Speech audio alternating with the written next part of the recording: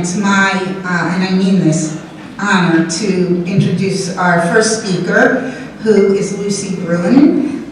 Lucie's been with the ALS Association since January 2001, and she has a fascinating background. She's currently our chief scientist. Before she came to the association, she led a team at Bristol-Myers Squibb, developing models systems for neurodegenerative diseases.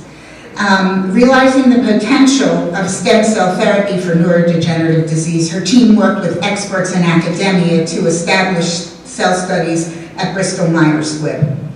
Dr. Bruijn received her bachelor's degree in pharmacy at Rhodes University, South Africa. She received her master's degree in neuroscience and PhD in biochemistry, specializing in disease mechanisms of Alzheimer's disease at the University of London, UK. She received her MBA at Imperial College London, United Kingdom.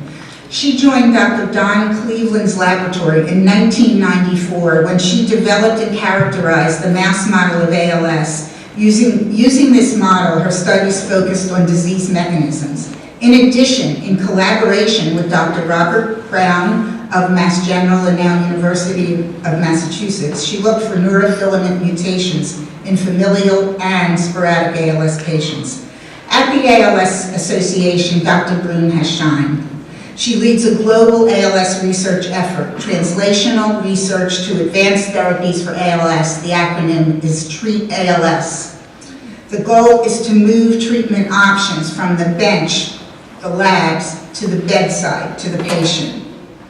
She has made it a priority to collaborate with other organizations, particularly the NIH. And I have been fortunate to be the chair of National's Research Committee and worked side by side with Lucie for quite some time, and I can see firsthand how she works her magic, whether it is with NIH or as the chair of the Department of Defense's ALS research program, or having workshops around the world. And at today's later meeting, there will be people from around the world that Lucie knows on a first-name basis. There is no one better set to lead the way in ALS research than Dr. Lucie Bruijn. There's a lot more I could say, but I think we're going to leave it to Dr. Bruijn to say it. You're here to hear about the exciting things that we can do and what other things we need to do to finally reach our goal of a world free from ALS. Thank you.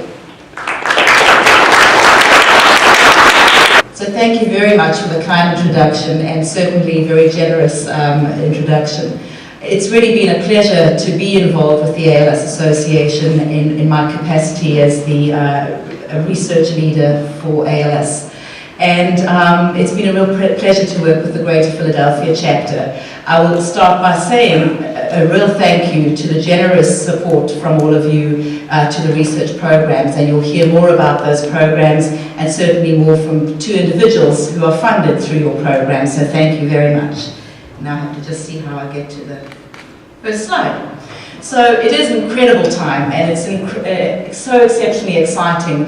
For many years, and everyone remembers the 2007 and 2008, so do the investigators, we were in a very, and so does Ben, we were in a very, very difficult time where we really didn't have monies to spend, and we had so much exciting science going on. So now to be in a position where we can really do what I've been planning with my colleagues worldwide is just tremendous, and it's a fabulous time for people living with the disease to know that actually people understand, or at least think they understand, what it's about and are committed to provide and to make a change happen. So what I thought I would do today in my time, and certainly I don't know who is looking after the time, I know I can talk a long time, I'll try and keep it within 30 minutes, but do let me know if it's time to stop.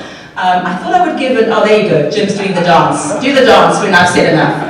I thought I would start a little bit about talking about what impact the Ice Bucket funds will have on our programs. Not all of you are familiar with our programs, so I will certainly talk a little bit to that as well, what our focus areas are, and here and there give you some highlights. I know that many of you come from a different place. I had a lovely lunch today with a very young scientist, up-and-coming scientist, clinician, whatever she chooses to be, who's been working in one of the labs and knows a lot about the details of the science. There'll be others of you who know very well what it is to live with the disease, which I can hardly myself imagine, and some of you who are learning at each extreme. So I hope that what I tell is not too complicated, but I know we have other presentations that will help feed into all of this. So as described, our Treat ALS program, which I initiated in around 2003, having come from the industry and having already a solid foundation at the association of what we might say basic research, I felt it critical to try and expedite bringing things from the lab to bedside. And we can acronym it a little bit like you would see in the industry along a pipeline, although in fact things do go in a circular way. When things fail, they have to go back to the drawing board and go around again. But what we do support in our programs in very different levels of funding, and I don't quite know where to look, but at least I'll look on the left, but I hope you're following things. We support very early discovery where we're trying to understand what is going on in the disease. Very critical to make appropriate choices for what kind of treatment approaches you might do. We validate targets, and I suppose the best validated are the genes, and SOD1 is one example, and I'll talk a little bit about genetics. It then goes through a very systematic way of building data to help us go into the preclinical studies, the FDA-approved IND studies, investigational new drug, I hope I don't use too much jargon for you, that moves into the clinical trials, and then obviously if proven a potential treatment for ALS, then becomes part of the whole clinical management process. Fundamental to this is the tools that we have to do the research, and that's also a very important area that we can help spearhead to provide what the scientists and clinicians need to move the field forward. And we really have had one example, and I won't talk too much about it because Dr. Ravitz will expand on this area. The idea that we can use a technology to block the production of a mutant gene we don't want has been driven through our programs all the way from bench to bedside, and is certainly in early clinical testing. So before the ice bucket, these were our strategies, and truthfully, after the ice bucket, these are our strategies. It doesn't mean because we now have a change in funding that we're going to do something completely different. It just means that we can now really expedite what we had in mind to do. And so pivotal to this is, as I just described, is supporting a translational program, really making sure that all components of that pipeline are being fed into and are moving along. Most importantly, I believe, it's the partnerships, it's the cooperative alliances, the working together globally with others. And really, we strongly need the industry, because to develop a drug is very different to understanding and exploring and understanding biology of disease. So it's in that partnership that we will come to treatments, and we want to fund more of those kinds of partnerships. It's very critical to provide the infrastructure to actually have these clinical trials, and that's where the local chapters, the national work in the clinical centres comes in. We really need to be able to engage people with the disease to participate in clinical trials at the local level and at the clinical centres. And so building an infrastructure that helps support that is very critical. And then most importantly is building consortia globally. It's not only going to happen in the US, the ice bucket certainly happened in a major way in the US, but it happened in Japan, it happened in Italy, it happened in the Netherlands, it happened in London. And so we know the science is also likewise globally, and that's what we do to build our partnerships. And so I just have been trying to describe this a bit more in a schematic, and this is still a work in progress, but central to what we are going to do and what we have been doing, but really emphasized in a bigger way, is that person living with the disease. We rely on understanding how their disease is progressing to improve and make changes and to identify markers of the disease. We rely on tissue materials from blood and skin samples, getting the genetics. So what we have always built is a program around 6 strategic areas, and here you see them, from modeling the disease. I I don't know at this point. Oh, yeah. Modeling the disease to understanding it, stem cell work, genetics, biomarkers, clinical studies, and therapy development. We have a variety of programs that are able to address each of those areas, and we now have a much larger consortium which we are building to provide reagents, resources, and an open data sharing to the broader community. So focus areas as I highlighted are here, and I will talk first about genetics. And so for those of you who are not so familiar with ALS or are new to the field, the reality is that ALS is partly familial. We quote, the textbook quote is 5 to 10%. In some countries it's much higher depending on the population and the potential that there is one founder effect, a person who is linked into all the families. So clearly genes are pivotal in the disease course. They certainly are a clue to us to how things are going on. Genes work in the balance of the environment and other risk factors, essentially age being one of the major ones. And this is the exciting thing for the field. This is where we were at in 1993, just by coincidence the time that I entered into the ALS field and joined Don Cleveland's laboratory after the finding of the first gene mutation for ALS, which is superoxide dismutase 1, and we have obviously a family here very closely affected by that. And so we were excited by this finding because we finally had a tool to try and investigate the disease. The tool was building model systems to identify what was going on, looking at a time frame. But quite a frustrating time once we got into it, thinking we'd really solved that problem very quickly. It was 1993, we're now in 2014. And also what was really quite slow was the discovery of additional genes. But what you see in 2010 onwards is a huge explosion of the number of genes that are linked to ALS. Some of them are more strongly linked, others are risk factors. Some of them are found both in familial and in sporadic cases, those that don't have a strong family connection. But that certainly helped us to start thinking about the pieces of the puzzle. And what's really exciting, in the 5 to 10% of ALS, we know approximately 60%, if not slightly more, of the genes linked to the disease. So that pie is filling out with genes that are closely linked to ALS and which really give us clues to therapy. I'm not going to speak much about each of them, or any of them really. SOD here was the first one. We're going to hear a lot more from Dr. Rabbits, either in his presentation or through discussion, about the C9 mutation and the work that he is doing. But these are all potential targets that we can think about, starting to think about how they fit into a pathway. So what impact can we now make on the genetics field with much more dollars? We can certainly speed up the discovery of those gaps, and we are doing that by a few of the new initiatives that we have announced. We are in a position now with significantly more funds to be able to coordinate efforts to really try and get the teams to come together. And in fact, in the next few days, I have set up an opportunity for these teams to talk about how the individual projects will be sharing the data, so that although they might come from different angles, ultimately we are getting a bigger pot by each of them feeding in. Because strategically it sometimes is useful to have a few different approaches and a few different teams, partly because of the geographics.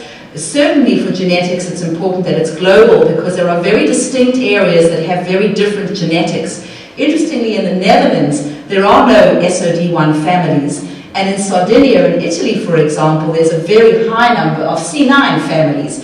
So if we don't integrate teams globally, we might miss some of the new information about ALS genetics. Project Mine is a very exciting initiative that was started by a Dutch patient in ALS who really felt it was essential that all the genes of the patients living with the disease were sequenced, and he approached a Dutch team there, Dr. Leonard van den Berg. The patient came to see me in London and asked if we would be the US partner to this, because he realized the importance again of having this as a global initiative. We really didn't have the funds to do it. It came outside of our budget decisions, and so the Ice Bucket funds enabled us to say, absolutely, we will be that partner, we will do it globally, and we have $1 million to seed it off. So that was a very exciting opportunity for us, and that team will be here to discuss how they will work with the other initiative that we set up. It was set up already, but I used the opportunity with my colleagues to prioritize it, and that was the New York Genome Center, Tom Maniakis, David Goldstein, some well-known people in the field of RNA and DNA binding issues, Bob Darnell. They felt it was pivotal to stimulate the New York area to house a very strong center for genetics. And although at that time it wasn't for any one specific disease, it's for all the diseases, we then had an opportunity to make sure that a part of it, a component of it, will be dedicated to ALS. And so that team will work with other colleagues to see how we can integrate those efforts. So another important area for ALS, and I alluded to it right in the beginning, is if we don't understand the disease clearly, it's very difficult to think about how to treat the disease. And we see here, and we had fun talking about these model systems at our lunch table, there's a different reason for each of these models to be very useful for ALS. The fly model have these flies have very large eyes, that in diseases like Alzheimer's and ALS, you can see changes in the eye if you put in a mutation, and it's a very easy thing to measure and change. The worm here at the bottom is also a very interesting and easy tool to measure things in. The worm has a very simple nervous system. This worm here is colored for SOD1, and in fact when you put SOD1 mutants into the worm, they don't move quite as well, and so you can actually throw drugs on them, they ingest them, and then you can see if that changes them. You'll hear a lot more about the value of stem cells. As simple as system in a dish, they can have a huge value for us to understand and build tools for the disease. So, and in fact, Baker's yeast, there's a lovely story that a colleague, Aaron Gettler, wrote in one of our Research ALS Today publications, that actually from Baker's yeast, he identified a gene mutation, which he then went into humans and found that that same mutation was involved in a pathway in ALS. So it can work both ways. And it's simple systems. Yes, they're not the human, and that's our next challenge. How do we connect all this data from model systems and bring back and forth the data from those more complicated people actually living with the disease and make sense of them to really make our trials succeed? And what is the reality is that the more you learn, the more you need to learn, and how complex the picture goes. What is interesting for us in the field is that that might be a motor neuron, but if you put another neuron in there, or a nerve cell involved in other diseases such as Huntington's and Alzheimer's disease, that model will look quite similar. There are many pathways that are common, there are many support cells that are causing the problem. And this is just an image borrowed from a colleague who's now funded in a big program to show that perhaps the gene findings, these mutations, are starting to link together in groups where they might be involved in very specific pathways involved in the disease. And this is really work that's done very nicely by Dr. Rabbits and his team, is thinking a little bit, well, how do these different mutations show very different clinical patterns, and how does one mutation actually show a very different pattern in the disease, and can we make some sense of that? So quite a complicated picture. We also will learn more from Dr. Marigakis that it's not only the motor neuron that's important, but actually the cells around it. And this is just to say the astrocytes, the microglia, and the inflammatory cells that are in the brain have a very, very careful balance. If there's a right balance of them and if they're doing the right function, then you are healthy. If they start to go into a position of being pro-inflammatory, rather than trying to dampen up the problem, they fire up the problem. So it's a very, very unique balance of all these things going on. Another interesting area, and Dr. Coates will be here with us this week for the meeting, is can dogs be a model system that bridges the gap? And in fact, there are a series of dogs that carry an SOD1 mutation. And so because size matters when you're trying to test therapy ideas, these dogs are actually being used to test the antisense idea, to test the concept that you can treat with antibodies for SOD1. And so a veterinarian, Dr. Coates, has linked up with another colleague who's done the basic biology in the lab, and they together are doing the treatments that are also going to be used in humans in the dog, and that might help us be very informative. So what can our Ask Bucket money do for us? Well, we can develop more model systems, but very carefully, what are the model systems we need? And we need to very carefully link anything we do in model systems more cleverly with human data. We have a roundtable discussion this week that will discuss and describe what might be those potential gaps and opportunities. And two partners To us, for long term already, are Charles River and Jackson Laboratories that have focused programs in these kind of model systems, and we already have an ALS-funded mouse repository at Jackson Laboratories. What these resources do is ensure that more quickly these resources get to people who can do the research in labs all over the world. Therapy development, the area, of course, that I love most and why I love the position that I'm in, because of having an experience in academia and an experience in industry. It's bridging that gap between the two and building those partners. And what we have done in the past is be quite innovative about the kinds of therapies we're thinking about. And you're going to hear about the first two. I'll touch briefly on gene therapy, and the other two will be mentioned later. And why gene therapy is interesting, in fact, is that for a long, long time, 10 years or more, nobody really touched gene therapy because it had been a real disaster in the clinic. And it does tell you, and it's always my message with stem cells as well, it's important for scientists and clinicians to do things carefully and rigorously, because mistakes and errors made can affect a field quite significantly and block that for time. We're in a different phase now for gene therapy, and those same colleagues who are going to work with antisense technologies are now funded to also work with gene therapy. And this is a complicated slide, and all you have to take home from it is that, and let me just quickly say, what is gene therapy? Gene therapy is an approach to bring something where you want it. So in gene therapy you use a virus, but the virus is no longer infective. You won't get the symptoms from the virus, but you get the benefit from the virus that it's able to travel somewhere. And in our case, what we need is to get things to travel to motor neurons. And this is not so easy because they are well protected in the brain and spinal cord, and usually there's a barrier so that things don't infect the brain. But in this case, where we don't want that barrier, one way is to think of these viruses. AAV1 has been used extensively in the clinic. This is this one. And this might have been where we would think we would start and work. The challenge is that for ALS, it doesn't get into the brain very well. This is actually a brain and spinal cord from a model system. And here you see a marker to see where it's trafficking. Very little of it goes into the brain. But over the years, we've improved these viral vectors for delivery. And we have two in particular, AAV9 and AAV10. And all you need to see here is that all that green is sitting in the spinal cord. So those two are very useful vectors. And if we look at the brain, the same is true for the brain. Neither of these three are very good for the brain, but AAV9 and AAV10 seems to traffic to the brain. And this already is moving quite fast in the field of spinal muscular atrophy. That is a childhood motor neuron disease, and these colleagues are now going to apply this technology to ALS.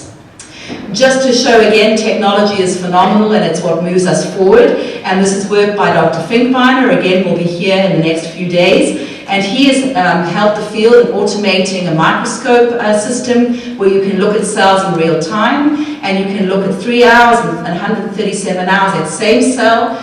Nick is going to be showing you how you can actually take skin cells and take the cells from people with the disease and start to model these things in a dish. The value of that is that you can quickly look over time. You can also start to understand what goes wrong and how you can correct it with potential treatments. And it's not all voodoo, because actually things can come out of it. And this is a gene mutation that is found linked to some cases of ALS.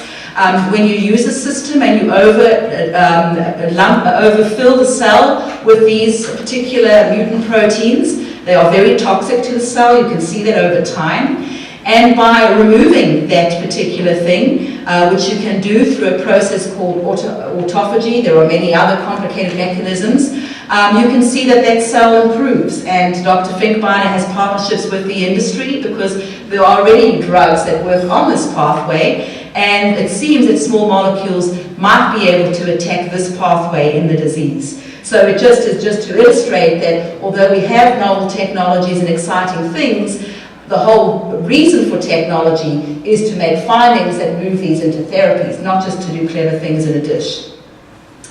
I think this is a very exciting thing about the change in landscape, and I think this will even be enhanced with the tremendous inflow of funding. Many more companies, from small biotechs, from startup companies to the larger pharmaceutical industry, are really focused on the disease. These are an example of the companies. There are many more. About 10 of them will be here at our workshop in the next few days, from smaller to larger. Biogen IDEC is certainly one of the big players in the space. They ran the dexpramipexole trial, and they didn't disappear. Many companies have run trials and have actually not continued to support our cause because they didn't see a way in to find treatments. Biogen has really invested heavily into ALS, which is very, very encouraging. And so our new initiatives, I don't have time to talk about them, but we have a Neuro Collaborative. It's a partnership of 3 labs in the California area, which are going to partner globally. One lab will set up a core stem cell center, ALS Act. All of these we talked about in our first press release, and our drive to make more partnerships. I'm going to skip stem cells because we have the expert here who will talk about that. We have new initiatives. I don't have time for them. I would want to talk about a little bit about our clinical studies. One of the things we have done over the years, and in 2004 and 5 we started talking about the initiative, was to help support the infrastructure of the Northeast ALS Consortium, which is a network of clinical centers, a network of clinical directors. NEC is a strong part of this network, and help fund small pivotal trials. And this just shows you, since that funding, not only from ourselves, but this has attracted additional funding towards it, we have been one of the major supporters in clinical pilot studies and through support of this network. These centers are all over the US. A few of them are emerging outside of the US. They are both MDA and ALSA certified clinical centers, and they really do try and standardize trials. What is important to note that it's very hard to do one trial at one center because of the numbers of people we need. And for the trial to be successful, we have to carefully standardize, collect the data, centralize it. So the theme of trying to build collaborations, build networks, has really been evolving for a long time. I think we're in a great position to do it even better now. We are, and these are just the many trials we are doing. I can open up to questions later about them. We are going to release next week a request for proposals for clinical pilot studies. These studies will have to come with a strong biomarker. And in addition to that, we have a program where we support management of the disease. We are also building up natural history studies. So, for example, where you have familial ALS, you carry a C9 or an SOD1 mutation. What is the projection of your disease? What does it look like? Because those are the 2 major therapies that will be coming out next, antisense for SOD1 and for C9. When do we start treatment? What will it look like over time? Building that data in advance of the trial is very, very critical. The last thing I'm going to talk about is biomarkers. And I know that I've given you a huge amount of information in a short time, maybe too much.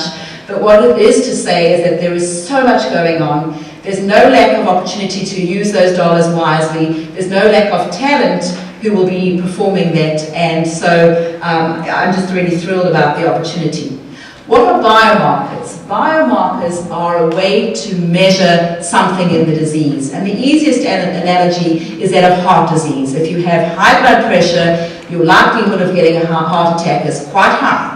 If you treat for heart disease, you can lower blood pressure, so you've got an immediate measure of success of that treatment. So that's what we need in ALS, and that's why there's urgent need for it, because we don't have it, and it's quite difficult. It will also help an improved diagnosis. Those of you living with the disease or have had families know that it's a very long journey to the point of diagnosis, and often it's a ruling out of many other things, and it's a second opinion that Bob spoke about as well that is so important, because in many cases it's not so clear, and the expert really is here in the room who will talk about the variability in disease. What's also important for biomarkers is to give us clues of how to do our clinical trials.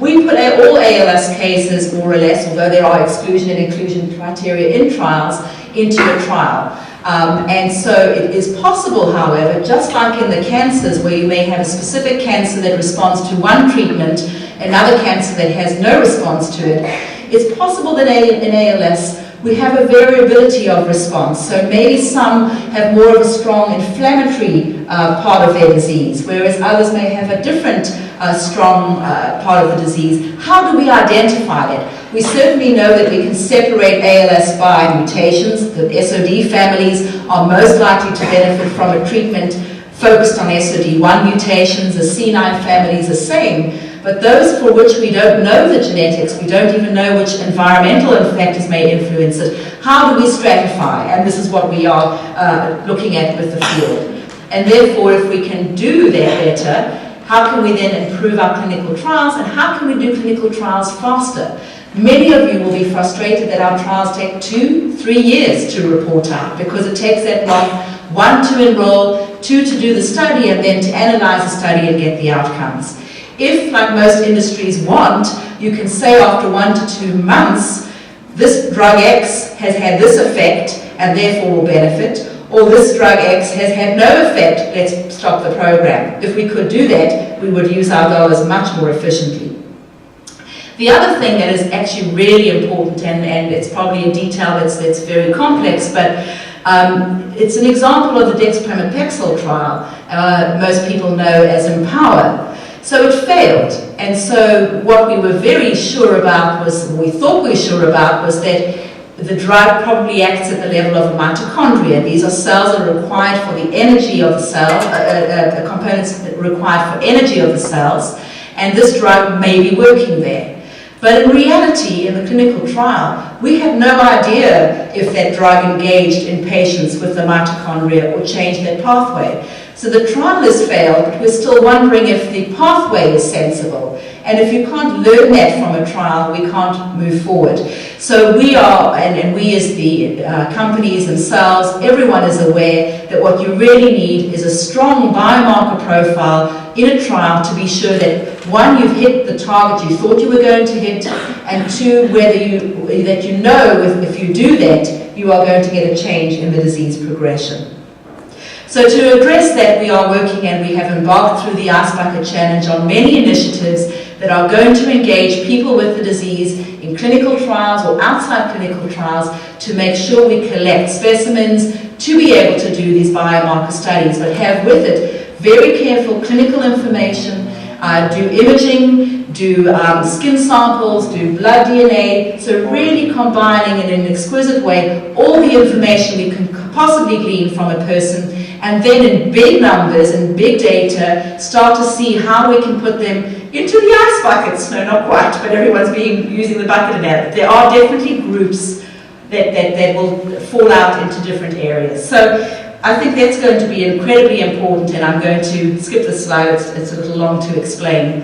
What is also exciting and very interesting is that we are going to build on tools that have been used in MS and in Alzheimer's disease, and many of these are already evolving. I only bring one to the attention, is that you can actually, in humans, start looking at the biology in lifetime. And this is always our reason for using animal models, because you can look early, you can look over time. But if we can take certain key molecules that are involved in the disease, if we can light them up with a marker, and then you can, through imaging, image the brain without causing any damage to the person, but look at them in real time, you can start to make some very important observations. And one really good example, and some of you might know the trial, ceftriaxone was a trial that was run, and some of you may have participated in it, either at the clinical level or know about it. This was thought to be a drug that regulated the amount of glutamate that is around the motor neuron. And glutamate is a very normal component that needs to be there, and it's important for messaging of cells. However, too much of it can be damaging. And a lot of that glutamate is controlled here by EAT2. It's just the name of the transporter that regulates the uptake of glutamate from the surroundings. It was thought that ceftriaxone regulated that system. The trial, although promising at the early stages, failed in a large trial. But again, like the story I tell you about Empower, we really don't know if it was because of just the drug not getting there in sufficient amounts, or if the actual mechanism involved, that glutamate transport system, was important. Well, this would have perhaps in part answered that question. Unfortunately, this was not ready at the time of the trial. And what this is a team are building a way to look at this transporter system for glutamate in humans in real time. This is in the rat, and we're funding them for the final stages before they're now going to go into human trial with this. Firstly, not in a trial with a drug, but with just this imaging tool, to see actually, are these changes important over disease time and disease progression, and should we continue to find treatments that approach that mechanism? I think we're in a brilliant position. Through our opportunity, we've had such interesting partnerships. We have General Electric Health Systems working with us, through MGH and other colleagues who have helped bring these partnerships together. We are also working with teams of people to generate a white paper about ALS biomarkers, and our hope is then to build a pre-competitive consortium and cooperative alliance between NIH, other ALS organizations, and the industry to really get biomarkers on the forefront and find those important biomarkers for ALS.